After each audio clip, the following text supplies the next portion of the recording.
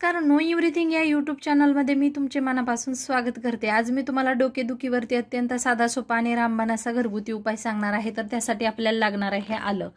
डोकेदुखीचे अनेक कारण असू शकतात, अतिरिक्त ताणतणाव घेणे, त्याचबरोबर झोप पूर्ण न होणे, आपल्या शरीरामध्ये ऍसिडचा समतोल बिघडणे, कमी जास्त झाल्यामुळे देखील आपल्याला डोकेदुखीचा त्रास होऊ शकतो। त्याचबरोबर आपल्याला डिहायड्रेशन झाल्यामुळे, उन्हात गेल्यामुळे, पित्त झाल्यामुळे, त्याचबरोबर आपल्या डोक्यातील नसांना सूज आल्यामुळे देखील आपल्याला डोकेदुखीचा त्रास होऊ शकतो।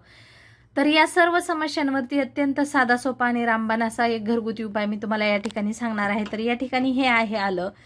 तर आपल्याला अपचनाचा त्रास झाल्यामुळे आपण आल्याचा एक तुकडा सेवन करतो, त्याचबरोबर डोकेदुखीचा त्रास झाल्यानंतर देखील एक छोटासा तुकडा आपण अगदीच थोडासा तुकडा आपण आल्याचा सेवन करायचा आहे, तोंडामध्ये ठेवायचा आहे आणि चगळून चगळून त्याचं सेवन करायचं आहे। असं केल्यामुळे तुम्हाला त्वरित डोकेदुखीपासून आराम मिळणार आहे।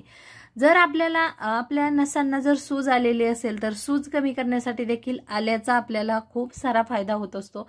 हे जे उपाय आहेत ते अगदी साधे सोपे आणि घरगुती असे आहेत। जर तुम्हाला आलं तसंच खावंसं वाटत नसेल तर तुम्ही एक ग्लास पाण्यामध्ये साधारणतः 1 चमचा आल्याचा रस काढून मिक्स करून ते देखील पिऊ शकता। यामुळे तुमच्या डोकेदुखीवरती लगेचच आराम वाटणार आहे। डोकेदुखीचं कोणतंही कारण जरी असेल तर सर्व कारणांवरती एकच उपाय तुम्हाला नक्कीच उपयुक्त ठरणार आहे। जर तुम्हाला हा व्हिडिओ आवडला तर व्हिडिओला लाईक, शेअर आणि चॅनलला सबस्क्राईब जरूर करा। पुन्हा भेटू अशाच एका छानशा व्हिडिओ सोबत, तोपर्यंत धन्यवाद।